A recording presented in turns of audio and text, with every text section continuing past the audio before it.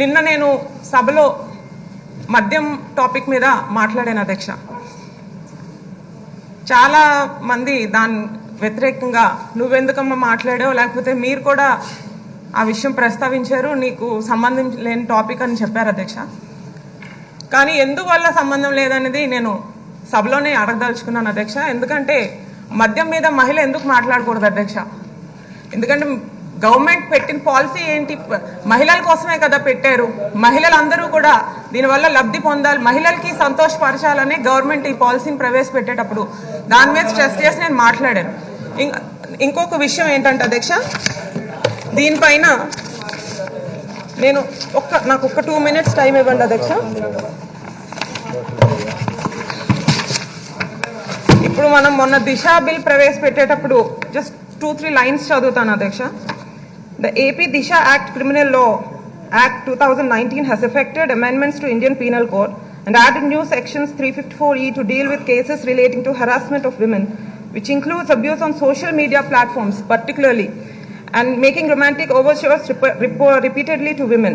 Section 354F deals with crimes relating to sexual assault on children, etc. ఇక్కడ social media గురించి చెప్పదలుచుకున్నాను అధ్యక్ష.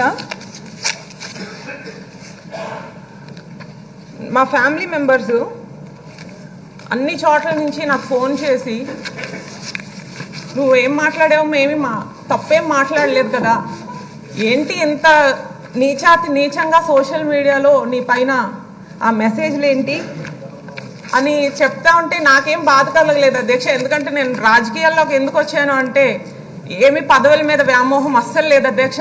చిన్నతనం నుంచి పెద్ద పెద్ద పదవులు నాన్నగారు అరణ్యనాయుడు గారు చేశారు, మామయ్య గారు చేశారు. సో ఇవన్నీ నాకు కొత్త ఏం కాదు అధ్యక్ష. కేవలం పార్టీకి సేవ చేద్దాము, ప్రజలకి, పర్టికులర్గా ప్రజలకి ఏదైతే నా తండ్రి గారి ఆశయాలు ఉన్నాయో, మేము పుట్టిన నుంచి ఈ ఆశయాల మీదే బతికాము, ప్రజలకు సేవ చేయడానికి కోసమే బతికాము, కుటుంబం అంతా కూడా అదే ఆశయాల్ని కంటిన్యూ చేద్దామని ఒకే ఒక ఉద్దేశంతో ప్రజలకి నా వంతు ఏమన్నా చేయగలిగితే, ఇంత చిన్న వయసులో ఒక అవకాశం వచ్చింది, దేవుడిచ్చిన అవకాశంగా తీసుకొని ప్రజలకి నా వంతు సేవ చేద్దాం, 10 మంది నా పేరు చెప్పి 10 మందికి నేను మంచి చేయగలిగితే అదే చాలు అన్న ఒకే ఒక ఉద్దేశంతో నేను రాజకీయాల్లోకి వచ్చాను అధ్యక్ష.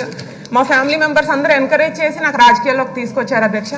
ఏంటి అధ్యక్ష, మొత్తం మీకు మళ్ళీ మీ దగ్గరికి పర్సనల్గా వచ్చి నేను మీకు సబ్మిట్ చేస్తాను అధ్యక్ష. అన్ని ప్రూఫ్స్తో సహా తీసుకొచ్చాను. రకరకాల పోస్టులు పెట్టారు, రకరకాల మెసేజ్లు పెట్టారు.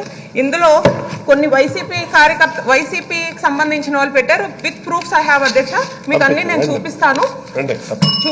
ఇది చాలా అంటే నేను ఏమి మెన్షన్ చేయదలుచుకున్నానంటే 3 days బ్యాక్ ముఖ్యమంత్రి గారు ఎటువంటి మహిళల పైన ఎటువంటి ఇట్లాంటివి ఏవి సహించబోనని ఆయనే స్వయంగా చెప్పారు.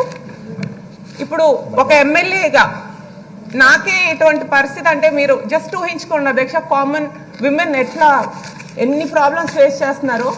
ఈ దిశ యాక్ట్ ఏదైతే ఉందో నా నుంచే ఇక్కడ అసెంబ్లీలో ప్రారంభించండి అధ్యక్ష. ఖచ్చితంగా వీటి మీద మొత్తం మీకు ప్రూఫ్స్ సహా ఇస్తాను. ఎవరెవరైతే ఉన్నారో మీరు పరిశీలించి మీరు వీళ్ళందరి పైన కఠినమైన చర్యలు తీసుకోవాలి అధ్యక్ష.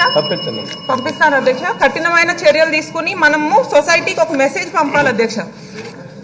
ఖచ్చితంగా ఇట్లాంటివి సహించకూడదు.